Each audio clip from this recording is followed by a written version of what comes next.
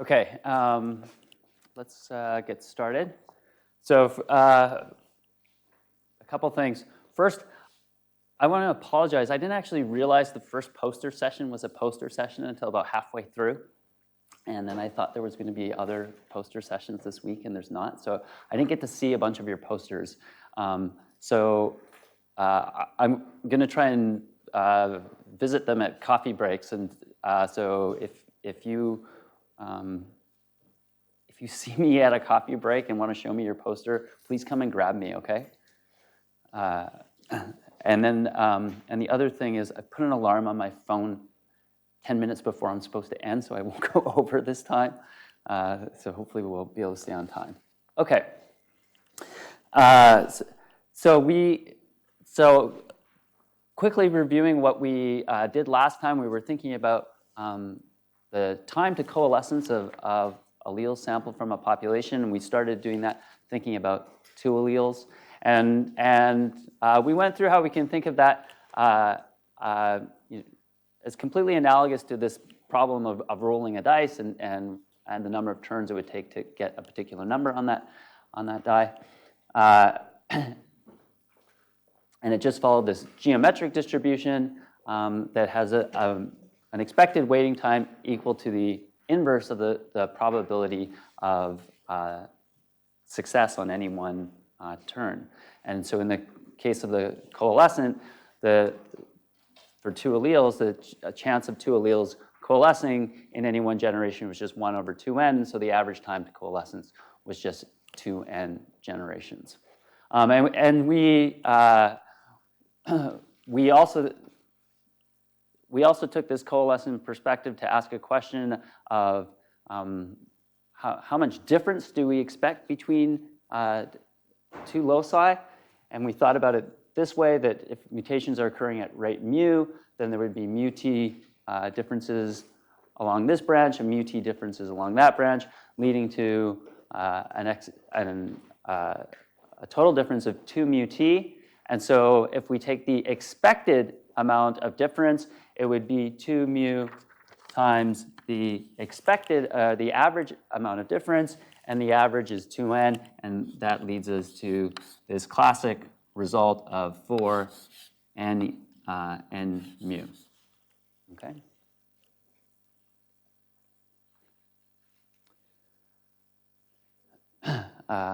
Right.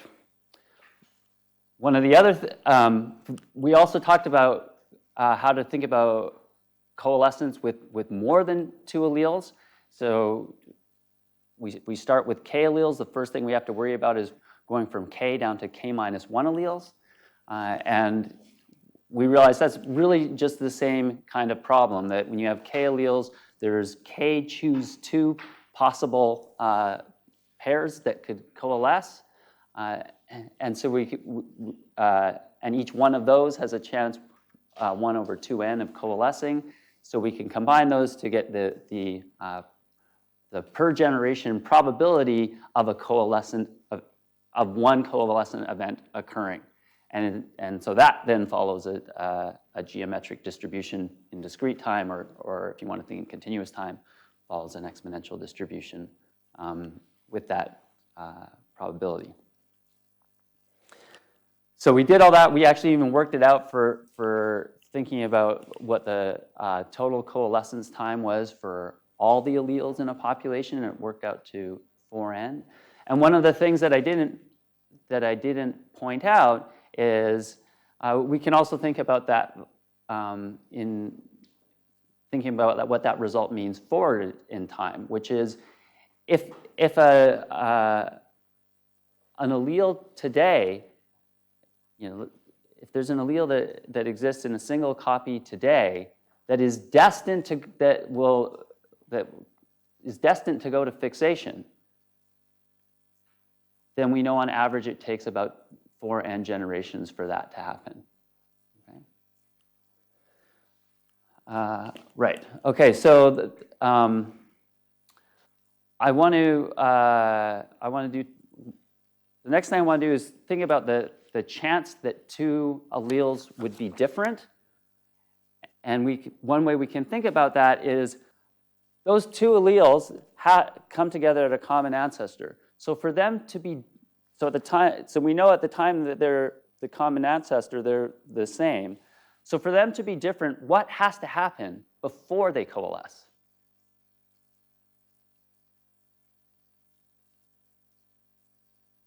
If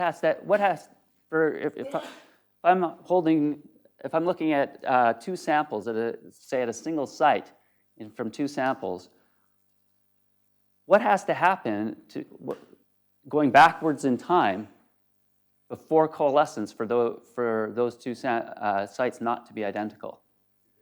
There has to be a mutation, right? So a very simple way of thinking about the chance that two sites will be different is the chance that you get a mutation, either here or here, before mutation happens, or before coalescence happens. So we can think about that by just asking each generation. So there's all these generations where probably nothing happens. There's neither a mutation nor a coalescence. The only thing that matters is a generation where something happens. And then all we need to know is the chance that the probability that a mutation event happens in either one of these samples, given that something happens.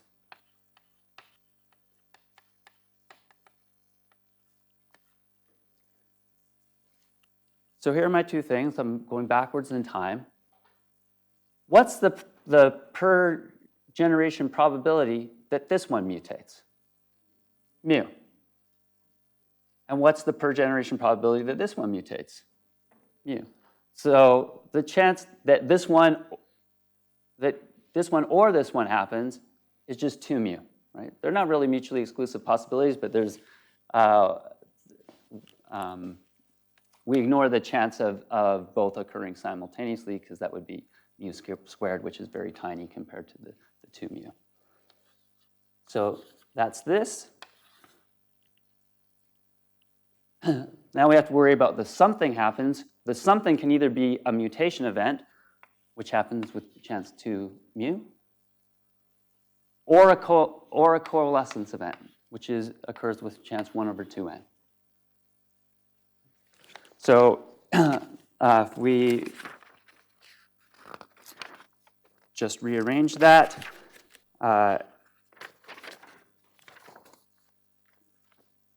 that just works out to being 4n mu over 4n mu plus 1. Once again, we see our good old friend, theta.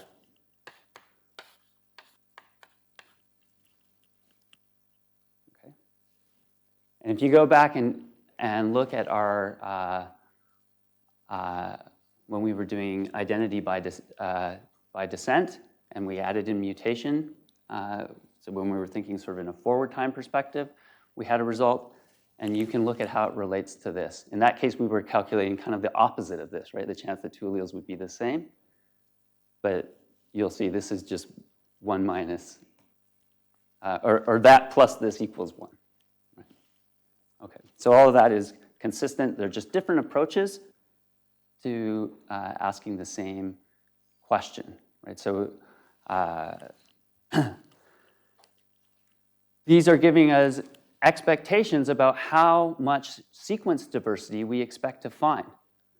Or conversely, when we look at sequence diversity, what it's reflecting, right? So when we look at a sample and we find how different those samples are on average, so these are, you're looking pairwise differences between sequences, this is the probability that two sites would be different.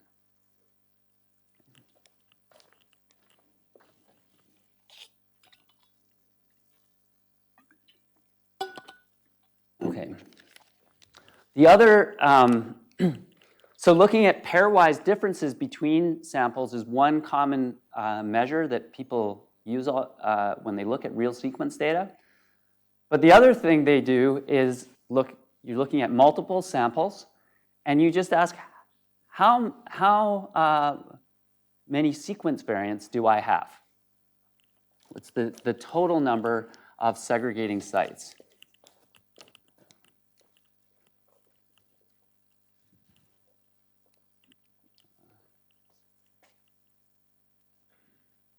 Whoops.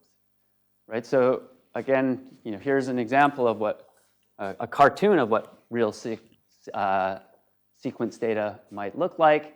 And these are all the segregating, what we call segregating sites in the sample, meaning not everyone has the same thing. In fact, this figure only shows segregating sites. What isn't drawn or what, you can think of all these black spaces as spaces where all the sequences are identical, all the samples are identical, so you don't bother showing what's there. So what's the number of segregating sites that we see in a sample? So if you think about that from this genealogical framework, what that means is what are the number of mutation events that have occurred somewhere on this tree. It doesn't actually matter where they occur on the tree. If they occur anywhere on this tree, then not everybody will have that variant, right? It will be a segregating sample. So if we want to approach this from a theoretical perspective, we need to think about, well, how many mutations will be on a given genealogy? Well, we assume that mutations are occurring at a given rate per time.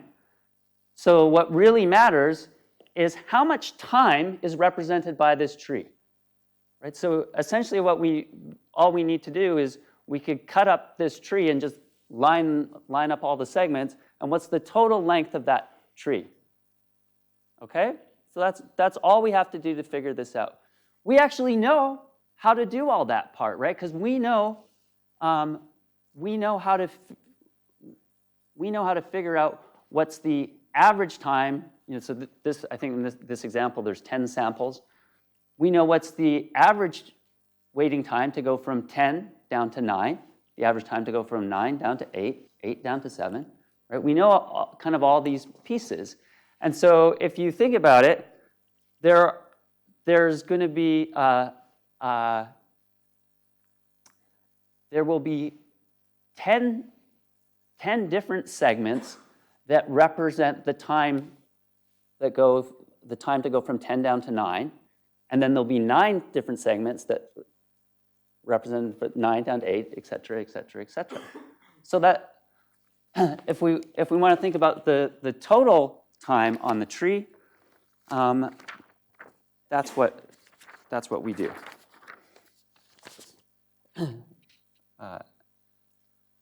So the total time on the tree is just going to be this sum from I equals to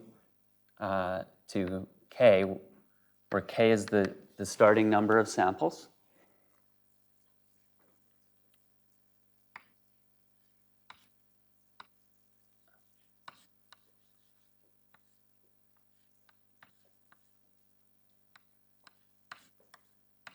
So this is the average time to go from I samples down to I minus 1 samples. And then there's there's I segments representing that amount of time. Right? So we just add all that up. And I go through in the notes a bit more detail of what that is, but that works out to just being 4n, which you can see because that gets pulled out, plus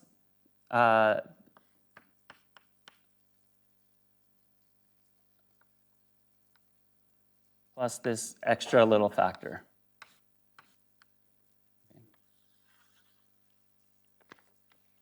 Remember so this part isn't really important.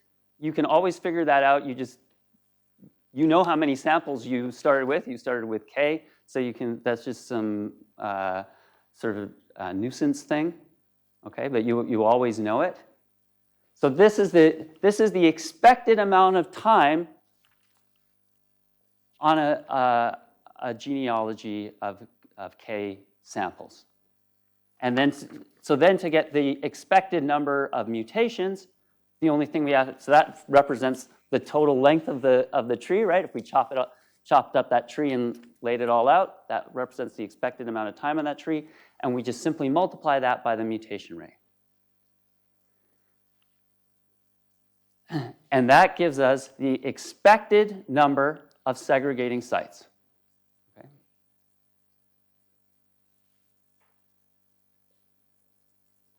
Yeah. Yeah. Then the summation, I think, is a divergent sum. But you can always calculate that sum. Right, but this thing only works for finite population. That's right. Yeah. This is all. I mean, it's also true that the whole framework for this really is the requirement is that the number of samples is small compared to the population size. Okay. Okay, so we've done two things now that we can relate to real data. We can look at the expected number of differences when we compare sequences pairwise, right? So if I have 10 samples, I can compare sample 1 to sample 2, sample 1 to sample 3, sample 1 to sample 4, etc. Do all pairwise combinations, look at the differences for each pair and average, take the average across that. That's this. Or I can take I can look at all the samples collectively and just count up the number of segregating sites, and the expected number would be this times the mutation rate.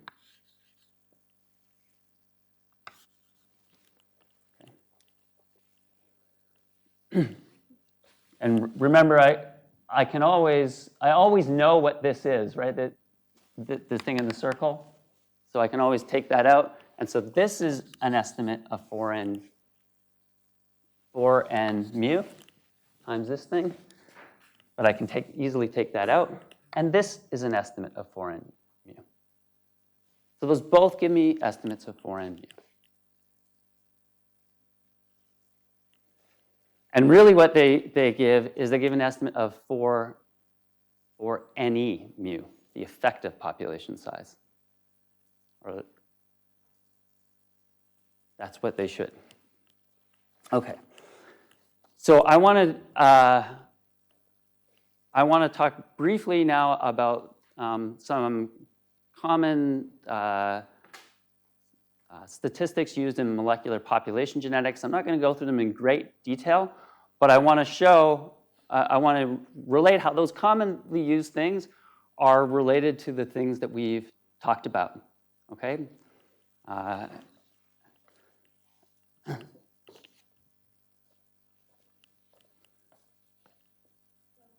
Yeah. So if you have only 2 samples, so K equals 2.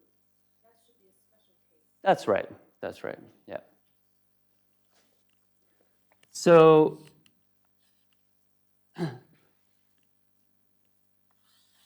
this gives us an estimate of theta, right? This is what's known, or what's sometimes called theta pi. I think they use pi because it's from pairwise diversity. I'm not actually sure what the history of why they use pi. This one, the number of segregating sites, so we can also get an estimate of theta from here, right? If we just take our estimate of the number of segregating sites, let's call that S, and then if we take S and divide it by this 1 over I part, right? Then that gives us another estimate of theta, and this is called Waterson's theta.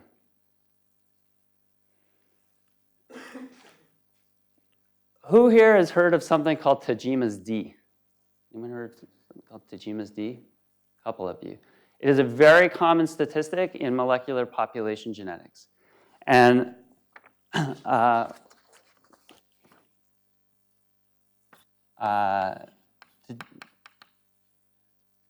Tajima's D is equal to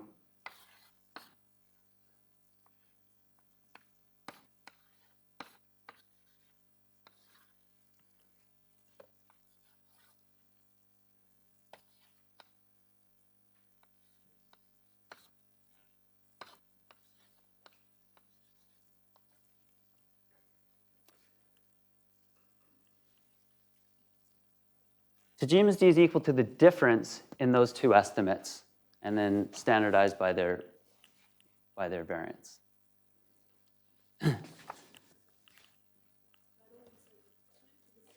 They should be the same. Under the ideal population, the standard coalescent, Tajima's D should be 0. Exactly. It should be. And therein lies why people look at Tajima's D. Tajima's D is, so people started looking at Tajima's D because they said, okay, this is what's supposed to happen under neutrality, right? And so if we measure Tajima's D, and so they do this in a more statistical context than I want to go into of, that the expectation is 0, and then there's some variance around that expectation because of sampling, right? But I don't want to go into those more technical details. I just want to say that the expectation is 0, and so the original idea is you could look at a locus, and when people started doing this, they were looking at, this wasn't in the whole genome era, this was in, you might be lucky to look at 1 or 2 or a small number of loci.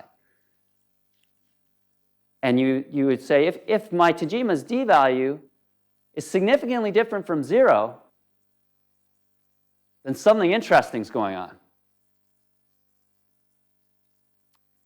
And the something interesting that people were usually excited about was selection, right? That this would be some evidence of selection. What people then discovered was actually Tajima's D was not 0 across essentially the whole genome, and people realized, well, there's things other than selection can cause deviations away from 0, namely violations of this ideal population, this sort of standard coalescent. Yeah. Sorry, if theta pi Sure. and theta w are the same, then it is 0 by 0. Pardon me? Oh, sorry. I'm sorry. This is I forgot to write. This is the variance. I forgot to write. It's the variance and the difference. The square root of the variance and the difference. Thank you. Yeah. Thanks. Okay. So yeah.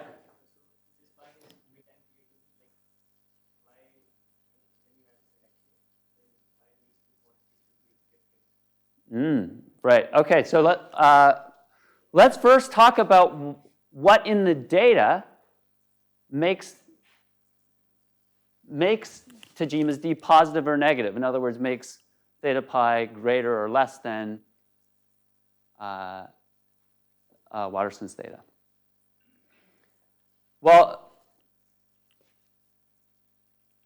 they're affected. Essentially, they're differentially sensitive to how frequent a particular variant is, right? There's if you think about pi, there's multiple ways to get a particular value of pi.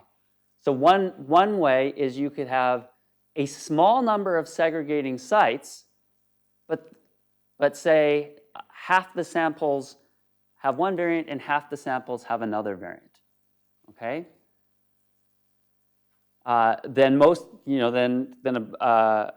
about half the time when you pick any 2 samples, they will be different, right?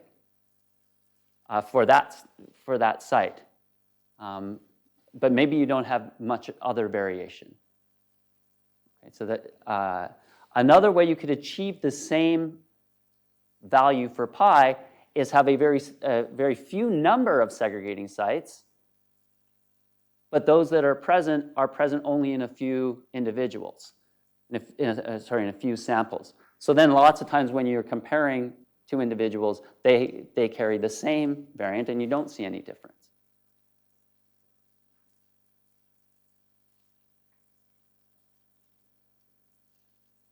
Said another, or sort of flipped on its head, the estimate of pi depends very much on both the number of segregating sites and the frequency of the variance within the sample. Of course, the number of segregating sites doesn't depend at all on the frequency of the variant within the sample. Just it's either there or it's not there. It doesn't matter if it's in one, taking this as example, it doesn't matter if it's present in one copy or two copies or 5 copies.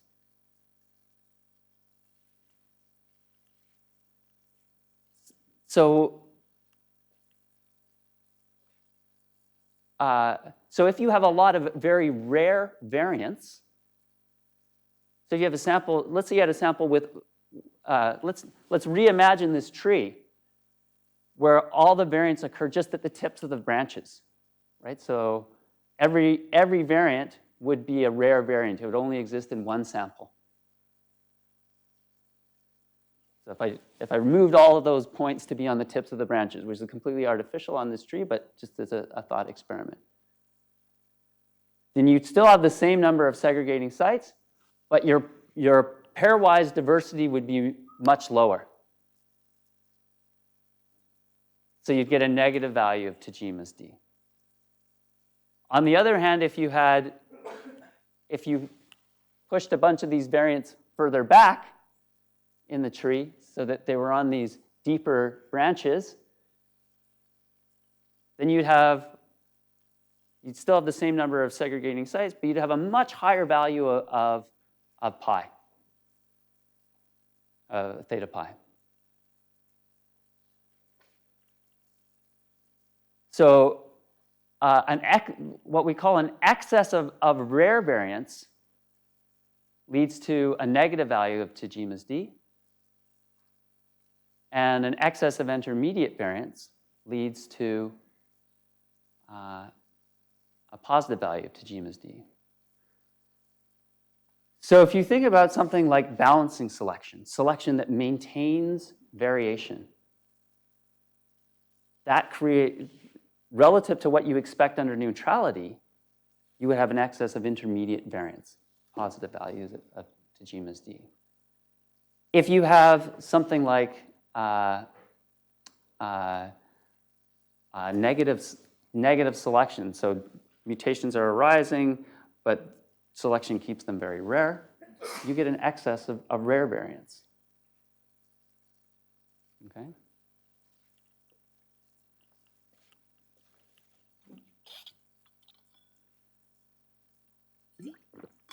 Okay, we'll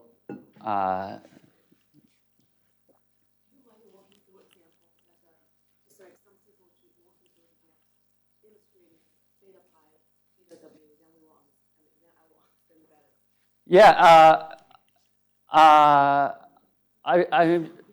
I'm not going to work through an example right now, but what I'd like you to do is just do the, first of all, arbitrarily remove half of those variants to make your life easier on that tree, okay? And then with the remaining half, decide what the remaining half are, and then calculate, go through and calculate the average number of pairwise differences for that sample, the number of segregating sites. So do that once, and then do the thought experiment that I said. Actually do it for yourself. Take those exact same variants that you're working with and push them up further up on the tree and redo it, okay? And you'll see what happens. So I co-teach a course with my colleague Asher Cutter. I do the theory half, and he does the sort of molecular population genetics half. exercise is one of the exam questions.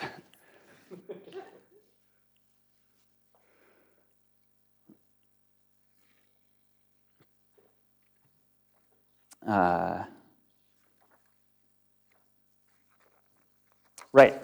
Yeah. Well, I did want to actually show this right here. Okay. So, yeah. So what other forces can cause the same result? So because there's an excess of breadth variance, Yeah. and then they say that could be due to directional selection. Yeah. Recently, Yeah. what else can also cause an excess of breadth? Great question. I'm so glad you asked.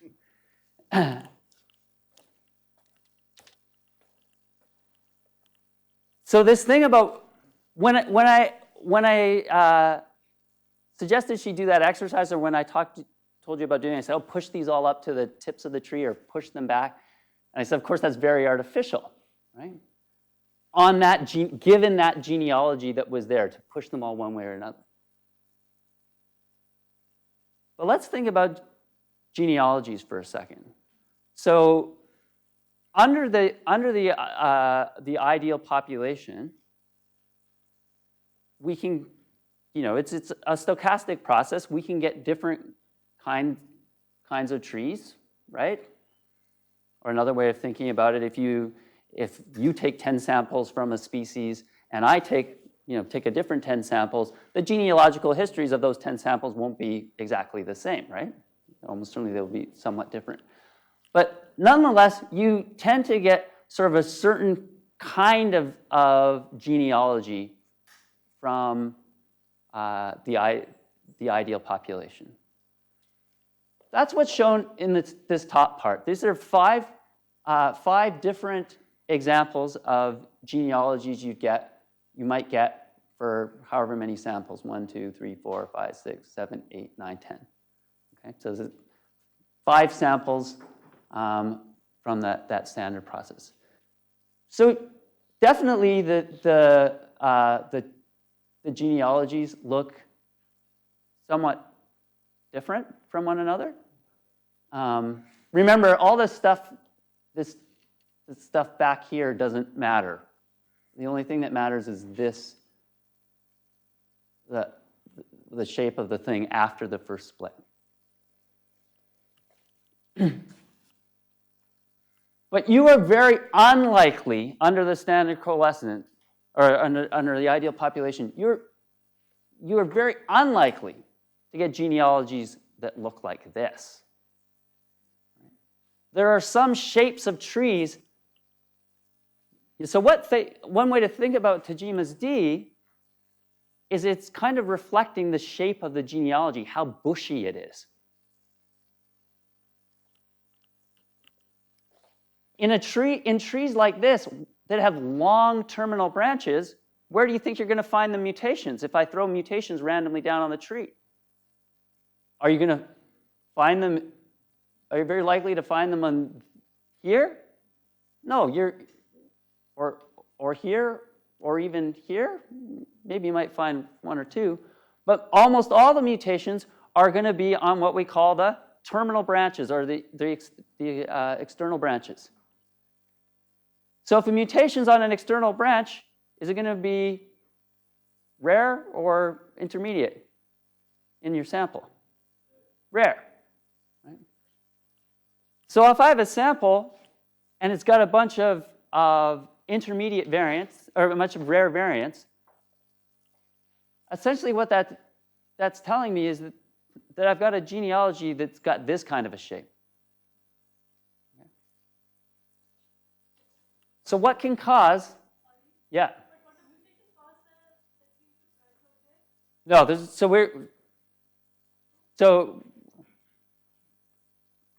the way I want you to think about it right now is remember the genealogies exist, whether a mutation happens or not. The mutation is just something that sort of happens on top of that. They aren't the cause of the shape of the genealogy. Under neutrality. When we assume that there's no fitness effects of the mutations. So mutations that directly affect fitness can change the shapes of genealogies. Okay, so that's an important point, but for now we're just thinking about neutrality. And this is going to the question that you asked, right? So first I wanted to make this point of different shaped genealogies will cause either an excess of rare variants or an excess of intermediate variants. What these genealogies are simulated under the assumption of exponential growth. So you had a small population that suddenly became very large in size. So why does that create genealogies of this shape? Well, think about it. If I have some massive population today, and I sample 10 samples out of there, the rate of coalescence in this massive population is very low, right? It's very, each generation is very improbable that any two samples will hit each other, right? Going backwards in time. But then as that population shrinks, as we go back in time to when it was smaller, all of a sudden the rate of coalescence becomes much higher, right? Well, that's what's causing this. The rate of coalescence, population size is large, the rate of coalescence is low, so things aren't coalescing. And then, maybe occasionally you get one, but then the population shrinks, and as the population shrinks, all of a sudden it becomes much more probable that you will get a particular coalescence. And so everything starts coalescing really quickly. And it happens in a small amount of time relative to the span of the tree.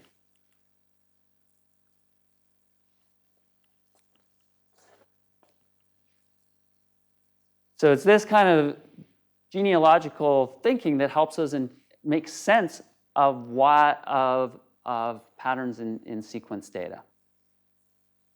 Okay. So we know from this now that people don't do this on the scale of 1 or 2 genes, but do this across the whole genome, and they can, you might look and find Tajima's D is negative across almost the whole genome. That probably reflects these demographic changes, because those demographic changes are affecting the whole genome, right? And so then what people often do is they look, okay, for the whole genome, here's the distribution of Tajima's D, and then they might look at ones that are at the tails of that distribution. What are the sort of oddball sites within the genome? Okay.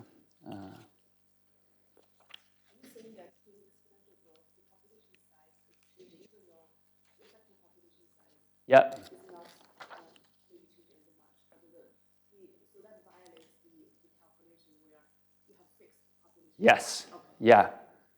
Yeah. So this, Kavita, you were asking me after the first lecture, or the lecture where I was talking about effective population size, right? And I said, we can take these different cases that violate the ideal population, and then we work out effectively, how would they behave with respect to, say, the rate of inbreeding, or the variance in allele frequency change, or the rate in pairwise coalescence, and we can make that equivalent to what you would see in an ideal population. And we can do that. But I remember I also made that sort of silly example with the wood and how much heat you had, and I said you could convert everybody into the effective amount of wood you had, and I said, but it's not going to be perfect, or there's some aspects that if I have oil and gas, that there's sort of no equivalent for in wood. The expectation in the ideal population is all, for Tajima's D, is always 0. Right? So there's no, that's an example of things you cannot, an aspect of genetic drift, of how genetic drift has affected this population that you can't just capture with effective population size.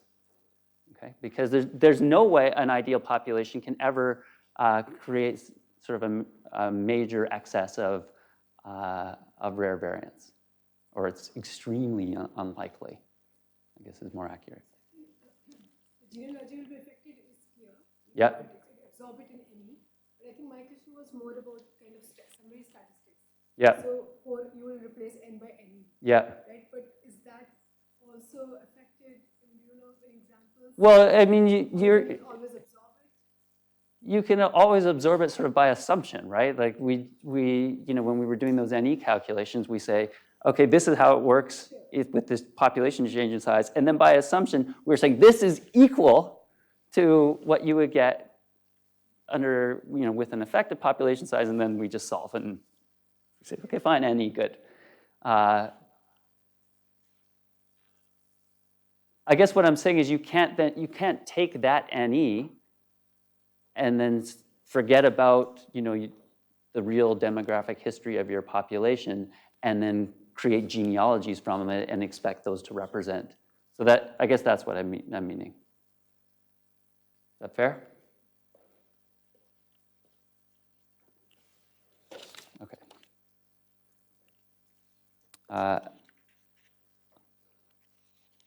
I briefly want to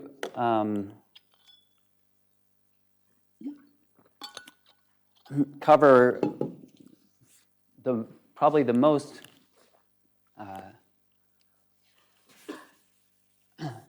common test, or one of the most common tests anyway, in molecular population genetics, which is the McDonald-Kreitman test, and sort of explain the logic of how that works and relates to the things we've talked about. So the McDonald-Kreitman test uses polymorphism data, which is the kind of data we've mostly been thinking about, right? So data from a single species, and it also uses divergence data, so differences between two species. So I briefly want to think about what is the time to coalesce for two samples from sister species, right? So that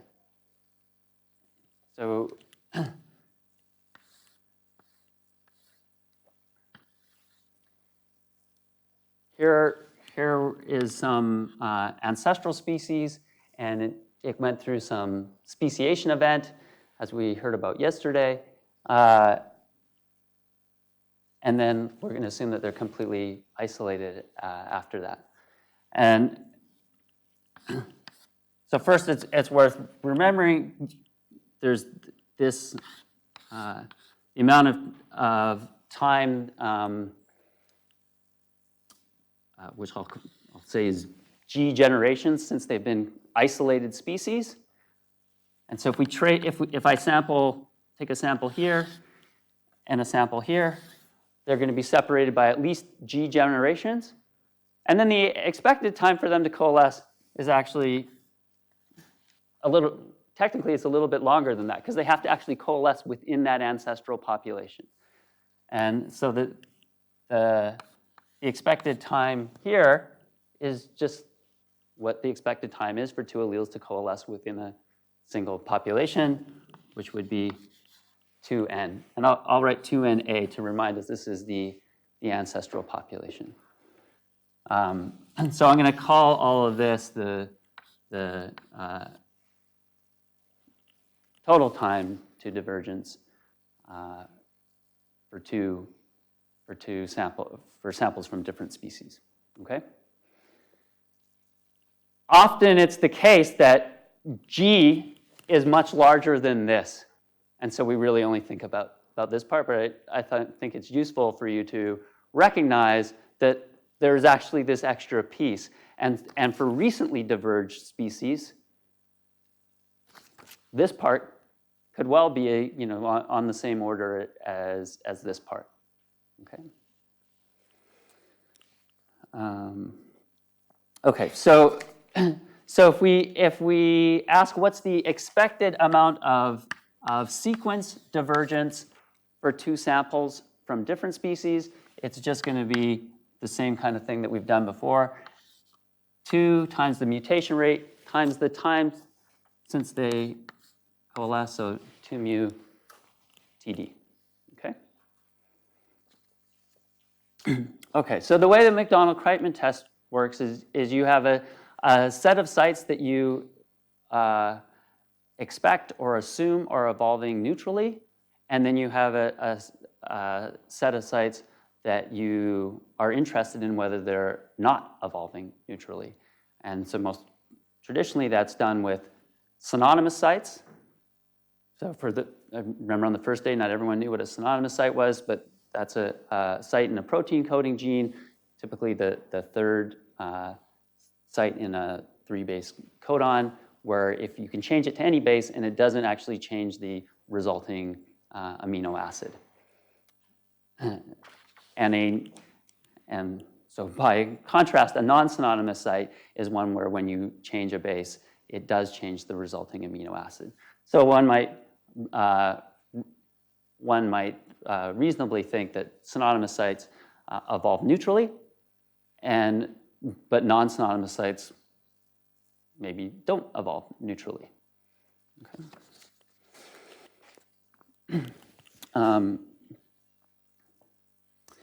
So we can think, we already worked out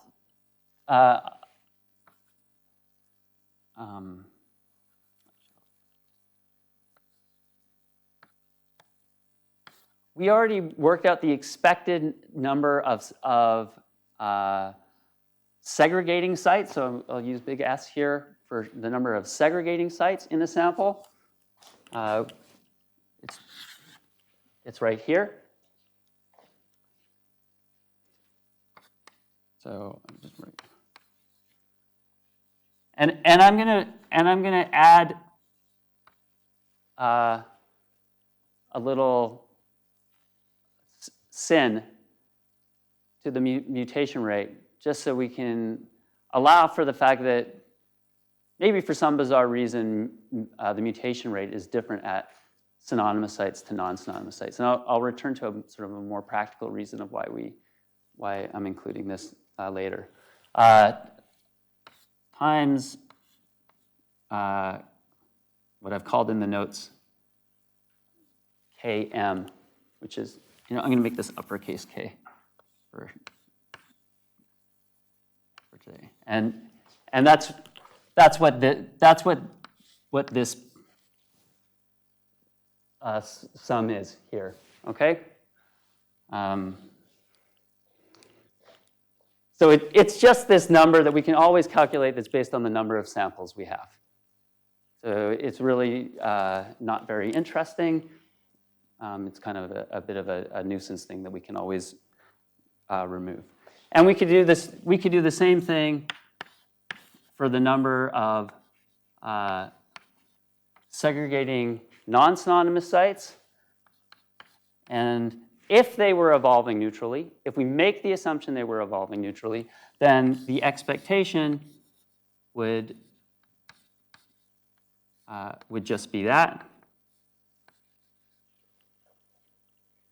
Okay.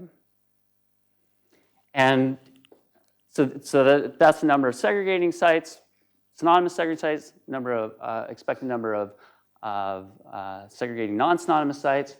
We could do exactly the same thing with respect to divergence at synonymous sites and divergence at non-synonymous sites, and I would just change this to add the little subscript here for synonymous or non-synonymous. Okay? And then one way to think about the McDonald-Kreitman test, which isn't how it's operationally done, is you could take the ratio of the number of segregating sites to the number of divergent sites. And if you did that, what you would find is the mutation rates would cancel out. Of course, so you take the divergence for synonymous sites with a segregating synonymous sites, and the mutation rates would cancel out, right? And you do that for the non-synonymous sites, and the mutation rates would cancel out. And those ratios should then be the same, right? That you would do this.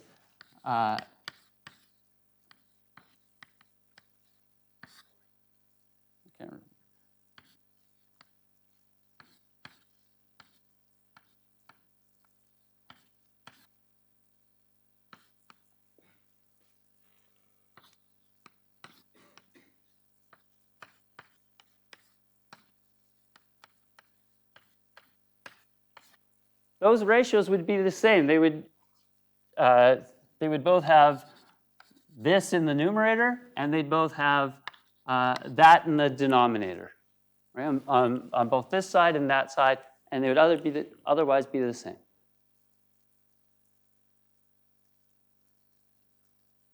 So that's one way to think about the Macdonald-Kreitman test. So you can set it up. How it's actually done is you sort of set it up in a 2x2 table. Is it like a contingency test?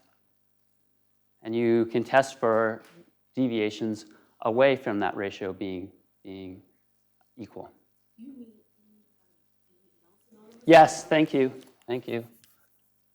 I definitely do. Yep. In what cases we can assume that the non-synonymous sites are distributed?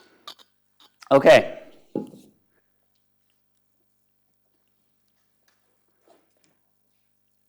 I'm going to talk about that right now, actually. So let's think. So you're basically saying, why would we ever think that that would be crazy? That's your polite way of saying that. And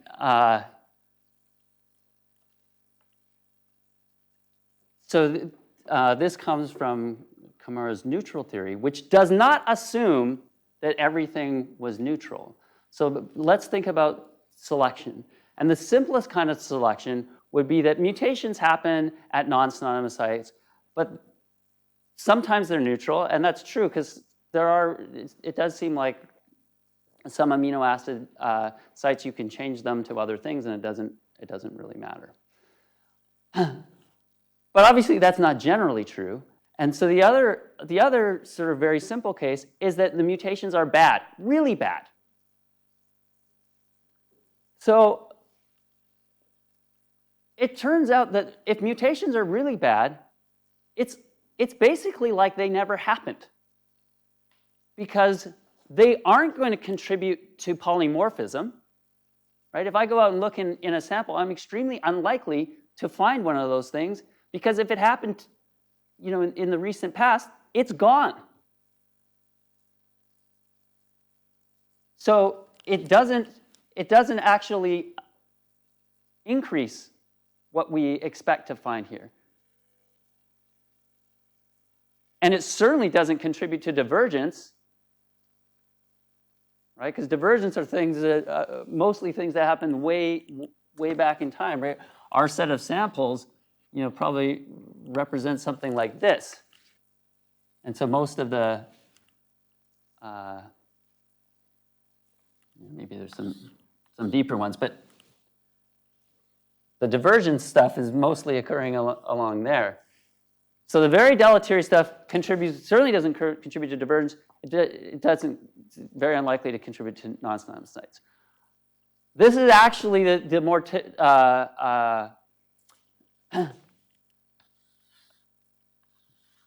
the more accurate reason for why we might separate this.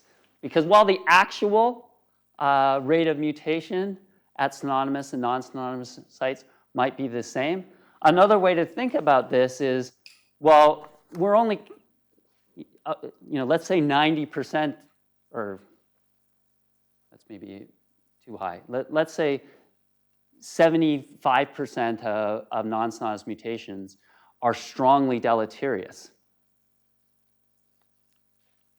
Then what we can think of this as the rate. It's like those ones are like they don't actually happened, right? So then we can think of this as being about 25% of the value of that one.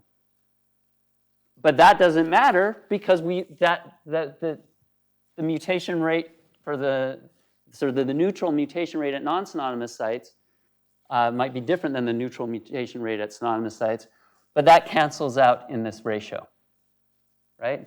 Because that mutation rate is here and that mutation rate is there. Okay.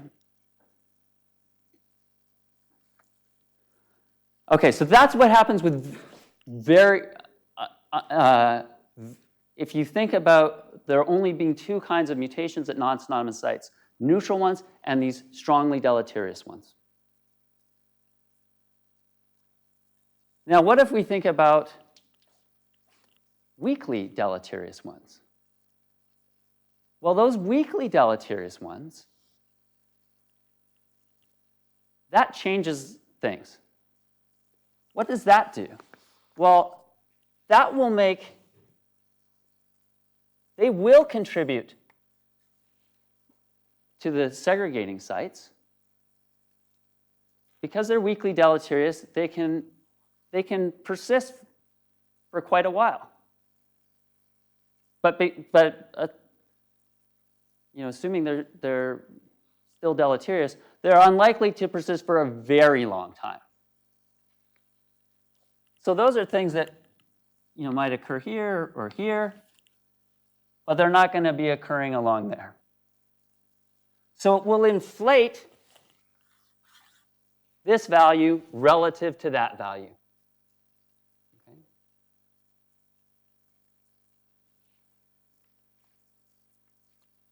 So you would get a large amount of polymorphism relative to divergence at your non-synonymous sites compared to what you see at the synonymous sites. That would be a signature of weak negative selection. If it was very strong, as I said, you wouldn't be able to see it at all. But if it's sort of this weaker kind, then you see that. Okay, so that's what those things do. And of course, the thing that most of us are most interested in are beneficial mutations, adaptive mutations. Well, adaptive mutations, what happens with them? They arise relative to neutral things. They spread rapidly through a population. So when you look at a sample, you're not very likely to catch a bunch of them segregating within a sample. So they don't contribute to this, but they do contribute to that. Right? So then you have the opposite prediction. If your gene has experienced a bunch of adaptive evolution in the protein, you expect the opposite thing.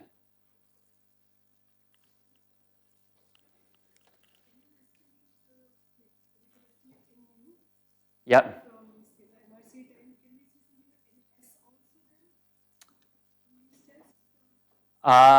Not from these tests. What I'm going to there's other ways you can.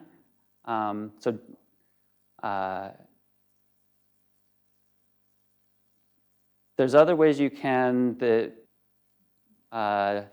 don't use just these summary statistics, but look at the full site frequency spectrum, and then you make an inference essentially based on mutation selection drift balance, right? And you can essentially say what distribution of selection coefficients would be likely to produce the observed distribution. So Adam Meyerwalker and Peter Keatley developed this method that's been used extensively. Other people have other versions. But what I do want to talk about is a very clever tweak on this that was introduced by Smith and Eierwacher in 2002 that there have been more advances on since then, but I just want to give you their version because it's very simple and clever. So they said, okay, sure, this is the expected amount of divergence under neutrality, right? And so let's think about our non-synonymous sites. I want to make sure I'm... The amount of divergence at the non-synonymous sites is going to be the amount that we expect under neutrality plus the ones that have occurred by adaptive evolution. So there's some number that have occurred by adaptive evolution. We don't know what it is, but we're going to call it A. Okay? What we want to do is figure out something about A. So great, we can now rearrange this.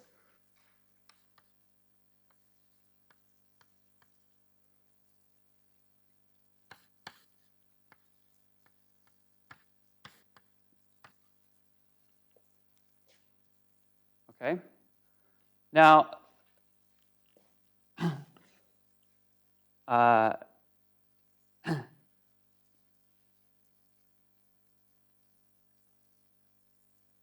this,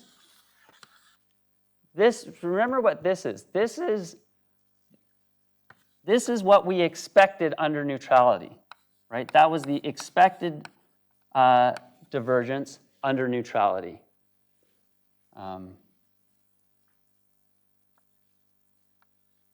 Now you probably can't read that. I'm just putting a marker on it to remind us that this was the expectation under neutrality, right?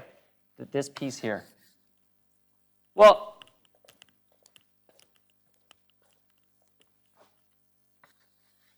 so that's what this was. This is the expectation under neutrality. Actually, I can just take, this was all expected under neutrality, right? I can just solve this equation, just rearrange it to solve for this thing, right? So, great, that's what I'm going to do. So this is the observed amount of divergence.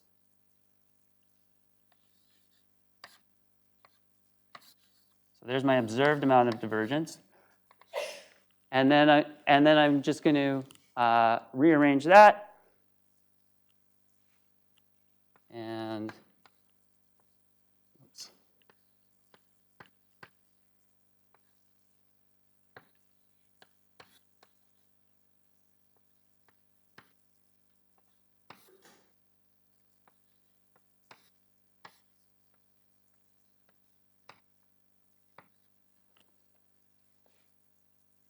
We assume that the observed amount of segregating sites at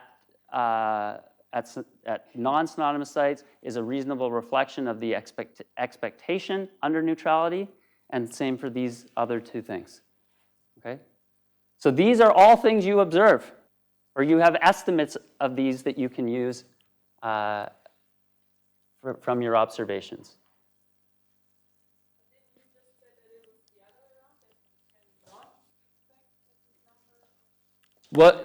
This whole thing was achieved under the assumption of neutrality.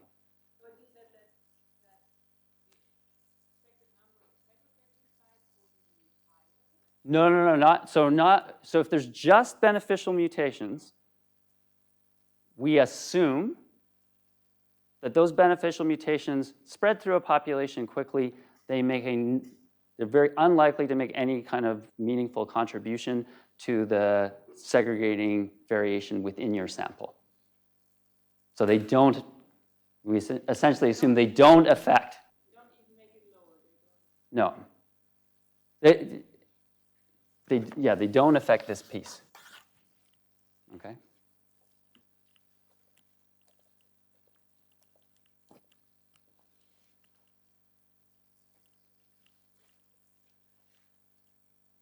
And then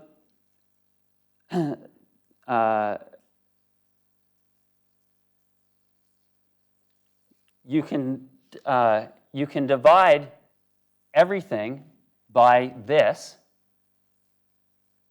value.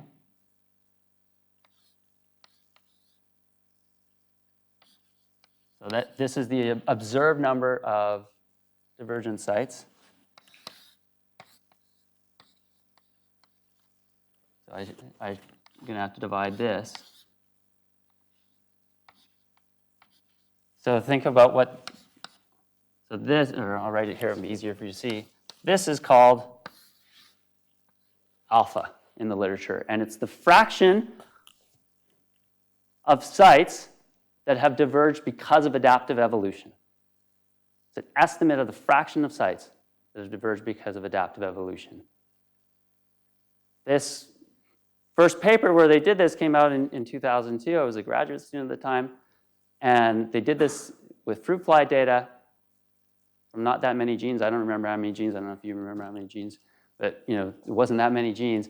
But the estimate was something like 40%, which blew the minds of molecular population geneticists, because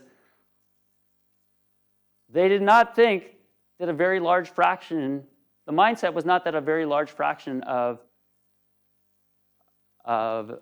divergence was driven by adaptive evolution. This estimate said that it was. Now we have much more data now. That result still, and some improvements on this method. But that result, at least qualitatively, largely holds for fruit flies. For humans, the estimate of alpha is much, much lower. And I'm not going to talk about this in detail. I assume Lindy will talk about it when she comes. But we think this is essentially because of a major difference in the effective population size of something like fruit flies compared to something like humans. That many mutations that have a small effect, say a small beneficial effect, in humans, population size is smaller, they experience much more drift. So even though selection might be pushing them up in allele frequency, genetic drift is battering them around and can easily knock them out of a population.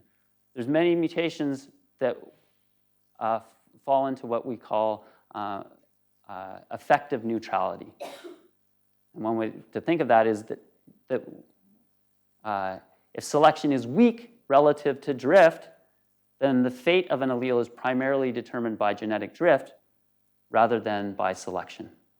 And so mutation with a specific selective advantage can be effectively neutral in humans, where genetic drift is quite strong, but an equivalent mutation with the same effect on actual fitness can be governed primarily by, or more so by selection in something like Drosophila, because genetic drift is much weaker, right? If selection is doing this on its own, pushing that allele up, in humans, it's getting battered around by genetic drift like that, and that massively overwhelms the strength of drift. But in fruit flies, the amount of genetic drift would be much smaller, and so selection can hold more sway.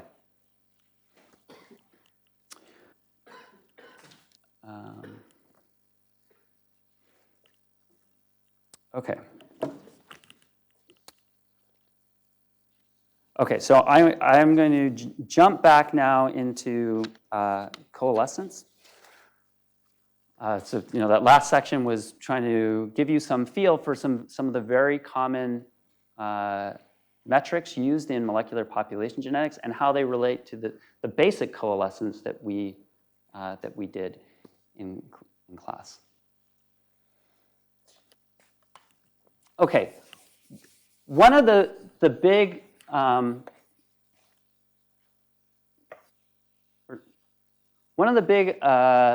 assumptions in how we thought about coalescence so far is that any alleles, say any 2 alleles or a larger set, 3 alleles, 4 alleles,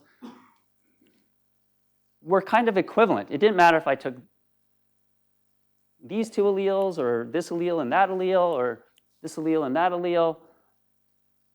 The way the process worked for them to coalesce was equivalent. Any of those alleles were sort of exchangeable. But there's lots of cases where that's not really true. And the most obvious one is in subdivided populations, structured populations. Right, so if we have some set of populations that are maybe connected by a low rate of migration,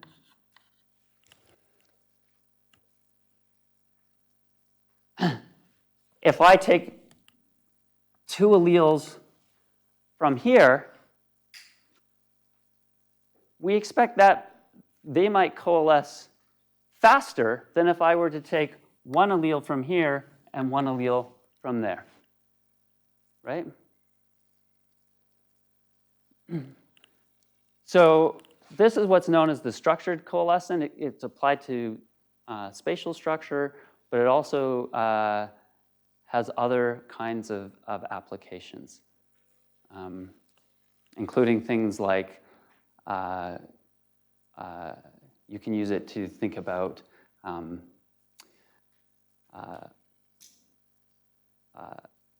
different mating systems too. So one example is organisms that self-fertilize.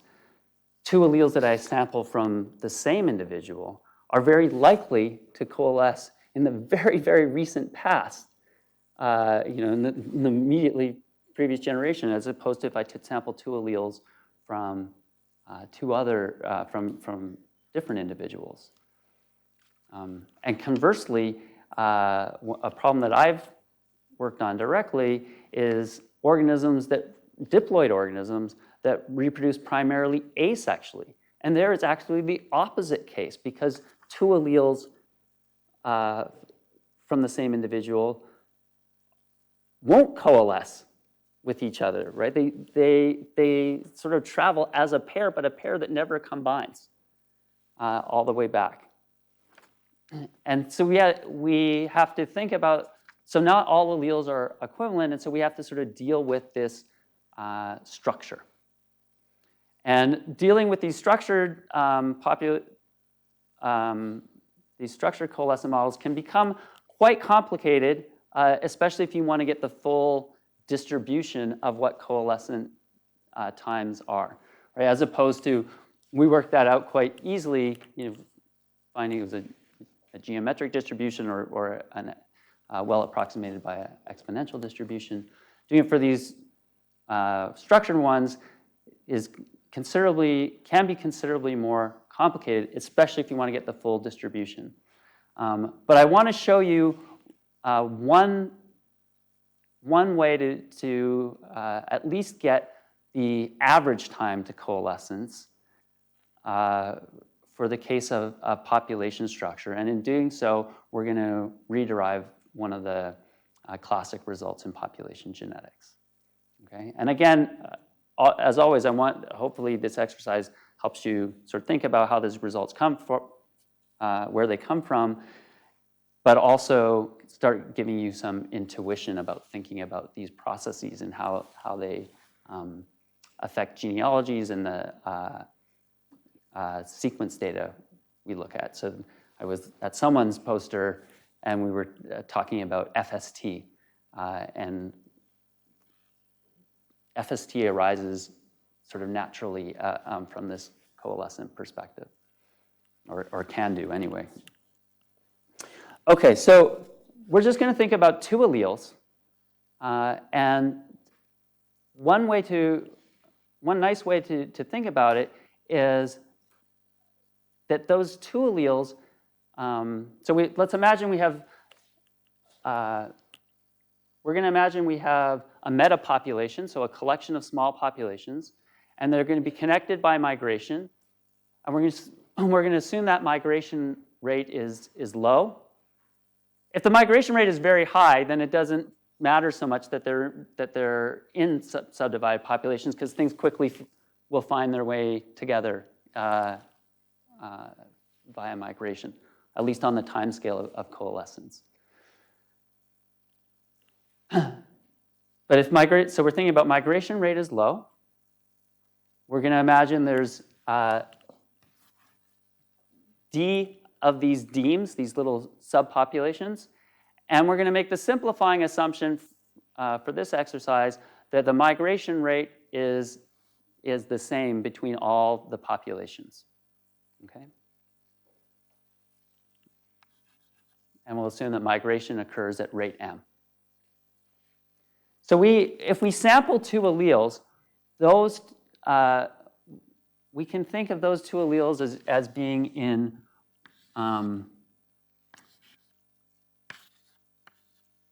one of well, I'm going to set it up as one of three states. The first state is that both alleles are currently in the same population.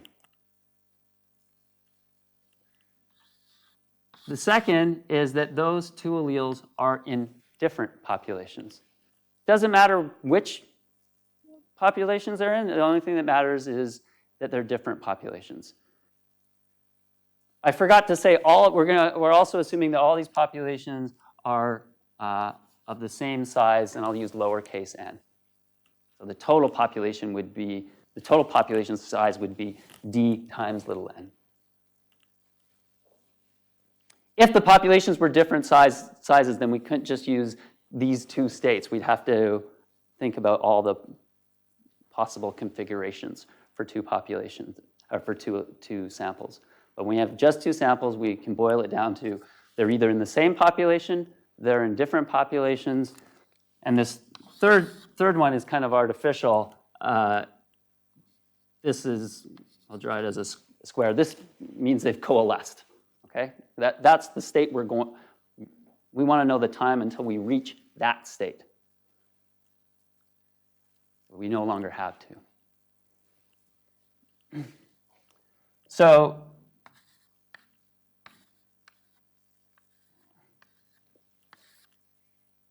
what we're going to think about is the probability each generation of moving from one state to another state. So this is going to be a transition matrix for those of you who think that way.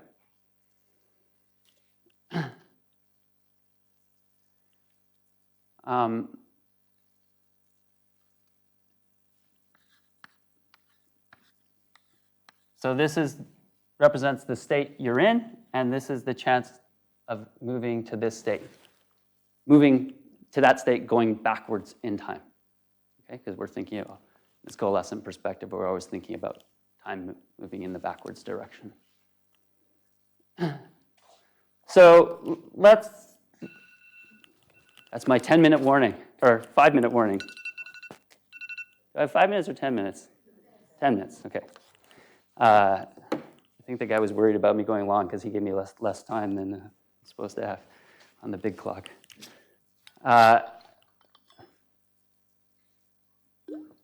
Okay, so let's get through this.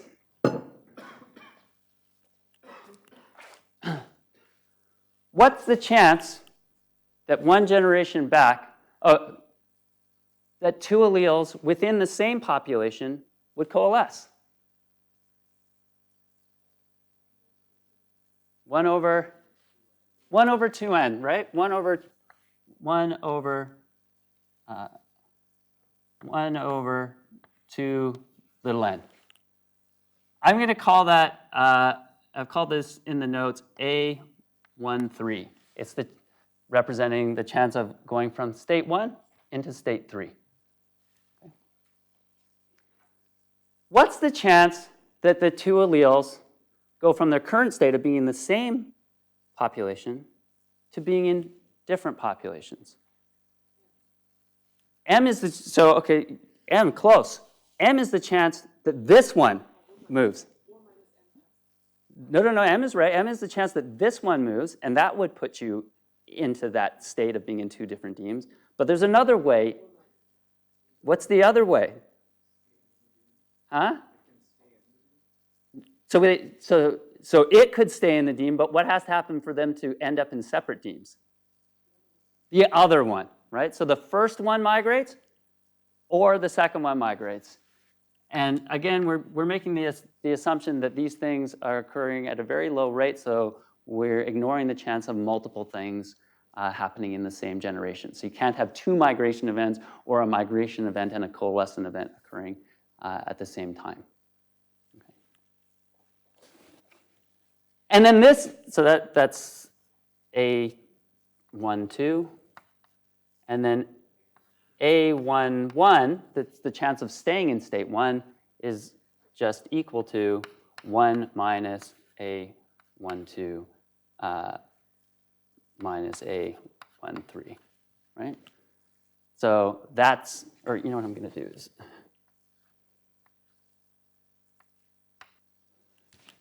that's the chance of staying. And this is the chance of not staying, right? The chance of leaving state 1. That's going to become very important. Okay, what about for state 2? What's the chance that these two, if you're in this state, two alleles in separate demes, coalesce in the immediately preceding generation under the assumptions we've made so far?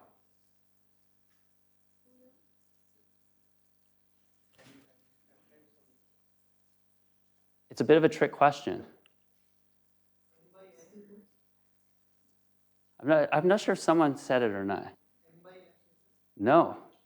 They're in, it's 0. They can't coalesce. How can they coalesce? They're in separate spaces. But what would they need to do that? They would have to migrate and coalesce, right? That's not allowed. So this is 0.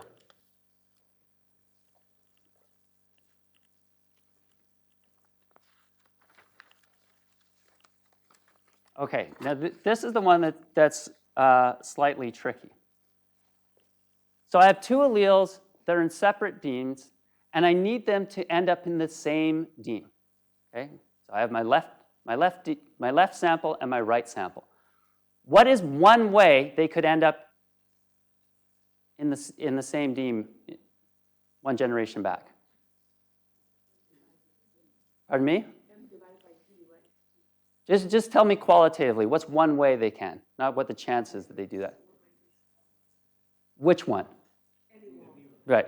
So let's say this one migrates over here, okay? And then it'll be the equivalent probability of this one migrating over here, right? So let's just work it out for 1 and we'll multiply it by 2. So the chance that this one migrates is m, but then it has to migrate into the right place, right? Because there might be a whole bunch of these, right? It could migrate over here instead of into there. So what's the chance that it migrates into the right one, given that it's migrated?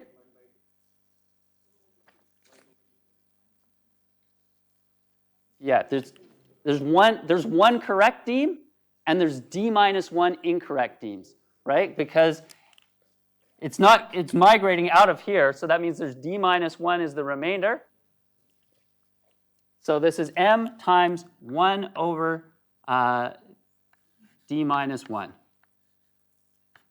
I'm going to get rid of the 1, but okay. And then A22, the probability of staying is just 1 minus the probability of leaving. 2, yes, thank you, because there's 2, either one could do it. Thank you.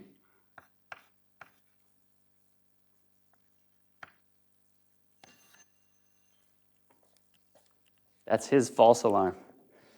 Okay.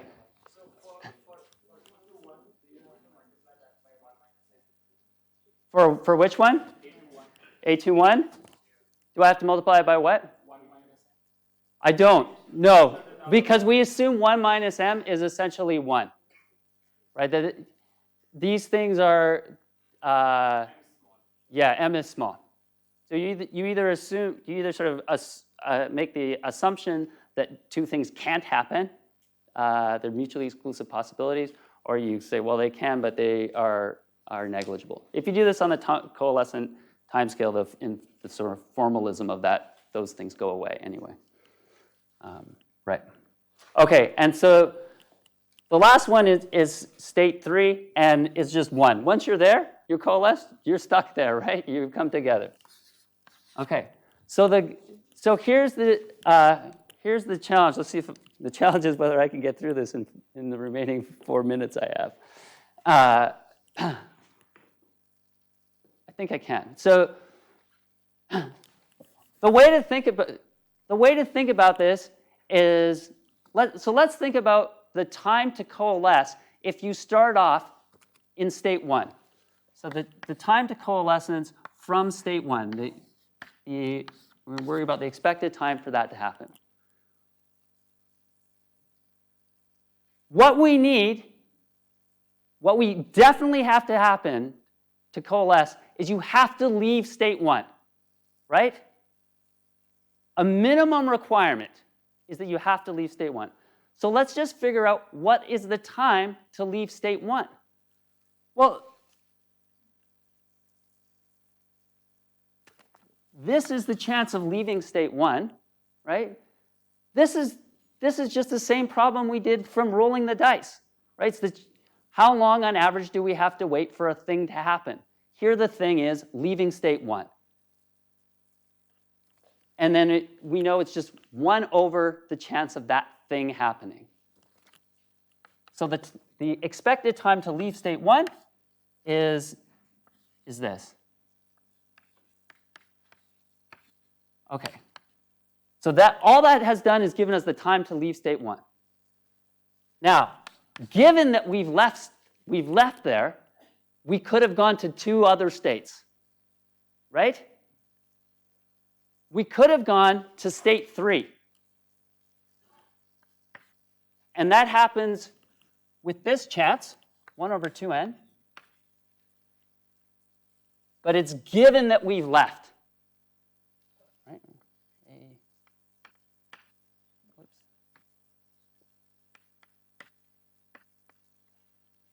And if we went to state 3, how much more time would we have to wait to coalesce?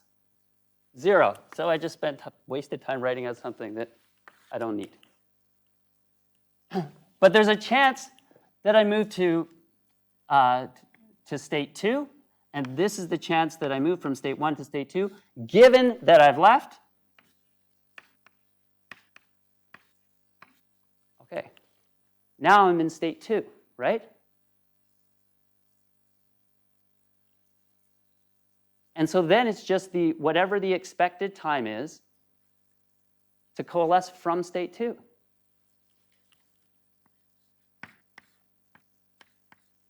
I wish I knew what that was, but for now I'm just going to write that. You might realize I can play this game over again. Ask, what's the expected time to leave state 2? Well, I have to first leave state 2. That's a minimum requirement to coalesce from state 2. Same thing. It's just 1 over the chance of leaving state 2.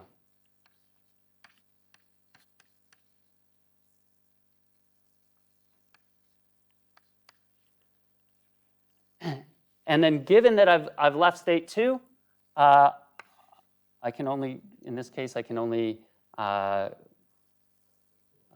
go to, well, I'll just write it out the same way, but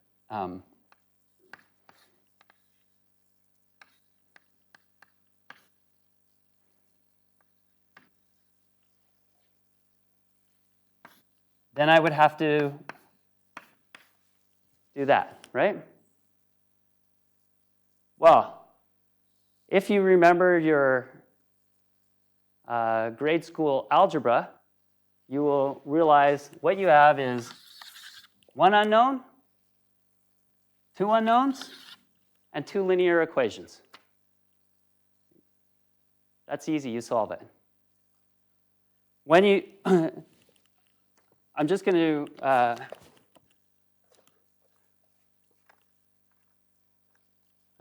to, say what happens when you do, just so we can talk about the result and bring it back to biology for a second.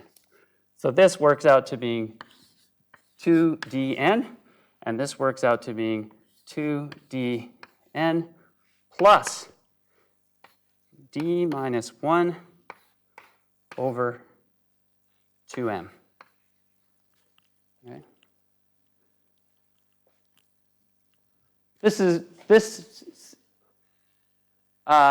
should seem very familiar, right? Remember, d times n is really the total population size.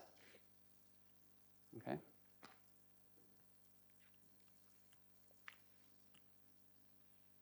And this is the same as that, plus this extra bit. Okay. So first thing we look at and we go, this is the same as that plus this extra bit. This thing is larger than that. Does that make sense? Yeah, right? We expect it should take longer on average to coalesce for two things from different demes. It feels kind of weird that m doesn't come into here at all.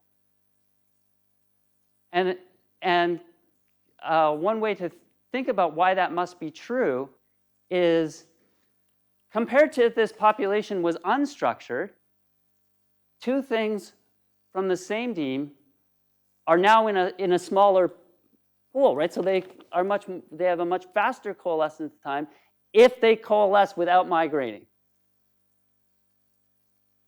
They would coalesce faster than they would in a large unstructured population.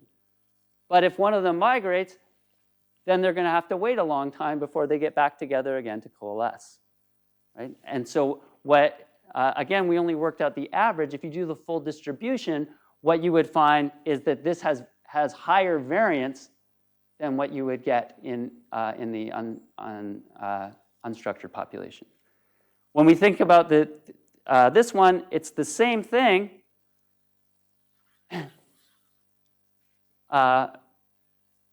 Plus this extra bit, which represents kind of the waiting time to get back to the same deme, right? And the lower the migration is, the more you're going to have to wait. Okay. So I always feel like it's really nice when you start with a model, work through it, and get a result, to look at the result afterwards and see if it makes some sense. Okay. I'm going to stop there, and then next time I'll say how we can use this to relate it to FST. Okay. Thanks.